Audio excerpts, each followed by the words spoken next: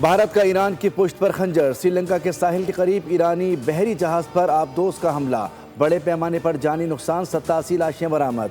श्रीलंकन बहरिया के मुताबिक जहाज का कोई निशान नहीं, सिर्फ तेल के धब्बे और लाइफ राफ्ट्स मिले। 32 अफराद अस्पताल मुंतकिल किए गए। श्रीलंकन वजीर खारजा के मुताबिक 180 अफराद जहाज़ पर सवार थे। वाक़े में कम अज़ कम 101 अफराद लापता हो गए थे।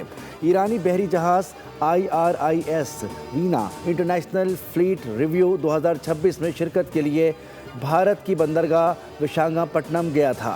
भारत ने ईरान को फिर धोखा दिया। हसास मामूलात अमेरिका और इसराइल तक पहुंचाने का इल्ज़ाम। ईरानी ज़राए के मुताबिक जहाज़ के क़याम में तोसी की दरख्वास्त मुस्तरद की गई। मामले पर ख़ित्ते में सिफारती कशीदगी बढ़ने का इम्कान है।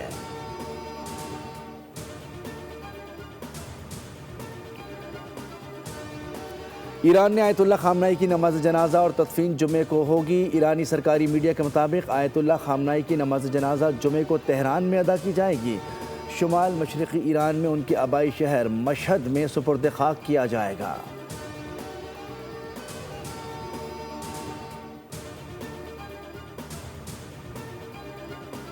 ईरान ने इसराइल पर मिसाइलों और ड्रोन से ताज़ा हमला कर दिया।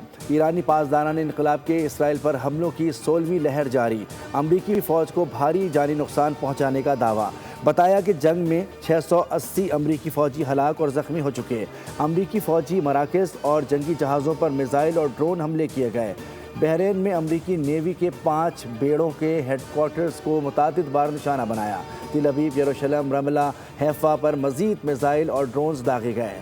मगरबी गलेगी में इजरायली फ़ौजी अड्डे को निशाना बनाया गया। बनी बार्क में इसराइली आर्मी के बुनियादी ढांचे पर भी हमला किया गया। बहर हिंद में अमरीकी फ़ौजी टीम को उस वक्त निशाना बनाया जब रिफ्यूलिंग की जा रही थी। हिज़्ब इख्तिलाफ ने अडयाला को मुकद्दम जाना। वज़ीर-ए-आज़म ने खुलूस नीयत से बुलाया था। बेहतर होता अपोजिशन इजलास में आती। वफाकी वज़ीर कानून आज़म नज़ीर तारवी की सहाफ़ी से गुफ्तगू। कहा अपोजिशन को सियासत छोड़कर मुल्की मफाद पर, कौमी सलामती के मामले पर अपना किरदार अदा करना चाहिए। हम मौका रखते हैं कि सिक्योरिटी जैसे कौमी मामलात पर पाकिस्तान की एक आवाज़ जानी चाहिए। वफाकी वज़ीर तारिक फ़ज़ल चौधरी ने कहा कि मौजूदा मसाइल का हल मिलकर निकालना होगा। तमाम जमातों को एतमाद में लेना, उनकी राय लेना, ये वज़ीर आज़म का अच्छा फ़ैसला है। बंद कमरा इजलास में मौलाना फजल रहमान और बिलावल भुट्टो जरदारी ने अपनी राय दी।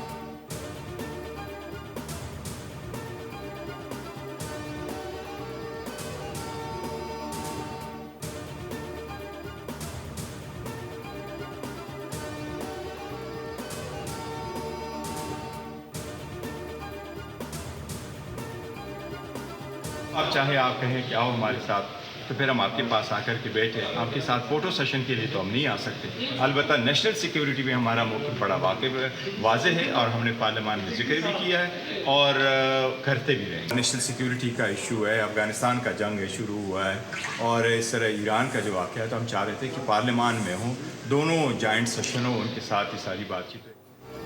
सिर्फ हाँ में हाँ मिलाने के लिए साथ बैठने का फ़ायदा नहीं। हिज़्ब इख्तिलाफ फ़ोटो सेशन के लिए दस्तयाब नहीं। चेयरमैन PTI बैरिस्टर गौहर कहते हैं कौमी सलामती के मसले पर हमेशा मुल्क का साथ दिया।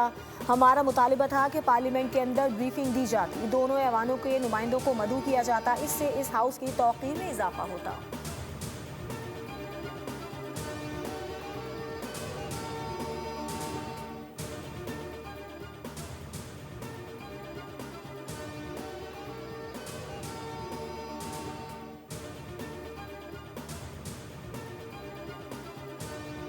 ईरान ने इसराइल पर मिसाइलों और ड्रोन से ताज़ा हमला कर दिया। ईरानी पासदारान इनकलाब के इसराइल पर हमलों की 16वीं लहर जारी। अमरीकी फ़ौज को भारी जानी नुकसान पहुँचाने का दावा। बताया जंग में 680 अमरीकी फ़ौजी हलाक और ज़ख्मी हो चुके। अमरीकी फ़ौजी मराकज़ और जंगी जहाज़ों पर मिसाइल और ड्रोन हमले किए गए। बहरीन में अमरीकी नेवी के 5वें बहरी बेड़े के हेडक्वार्टर को मुतअद्दिद बार निशाना बनाया गया। तल अबीब, यरूशलेम, रमला और हैफा पर मिसाइल दागे गए। ईरानी पासदारान इनकलाब के मुताबिक मगरबी गलेली में इजरायली फ़ौजी अड्डे को निशाना बनाया गया। बनी बाग में इजरायली आर्मी के बुनियादी ढांचे पर भी हमला किया गया। बहरीन में अमरीकी अड्डे को निशाना बनाने का दावा।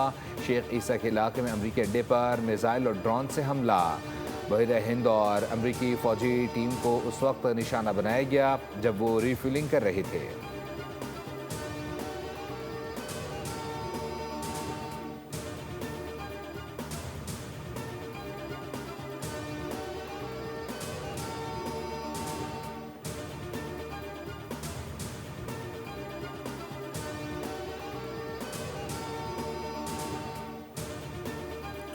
अमेरिका का आबनाए हुर्मुज़ खुलवाने का फैसला। अमेरिकी सदर ने कहा कि ज़रूरत पड़ने पर आबनाए हुर्मुज़ में कमर्शियल जहाज़ों के साथ अमेरिकी नेवी जाएगी।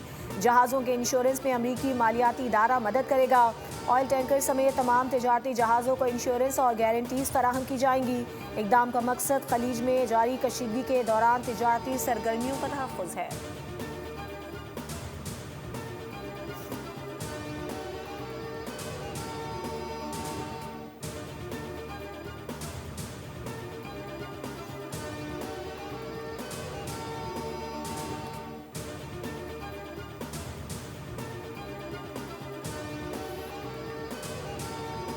अमरीकी फ़ौज को हथियारों के ज़ख़ीरे की कमी का सामना। आलमी ख़बरसा एजेंसी के मुताबिक अमरीकी सदर दिफाई कंपनी के एग्जीक्यूटिव से मुलाकात का इरादा रखते हैं। मुलाकात में असलहा साजी की रफ्तार तेज़ करने पर बात की जा सकती है। नायब वज़ीर दिफा $50 अरब के इजाफी बजट की तैयारी कर रहे हैं। रिपोर्ट के मुताबिक रेथियोन कंपनी टोमाहॉक मिसाइलों की पैदावार 1000 सालाना तक बढ़ाना चाहती है। दिफाई कंपनियों पर दबाव है कि वो शेयर होल्डर्स को मुनाफा देने के बजाय पैदावार बढ़ाने पर तवज्जो दें।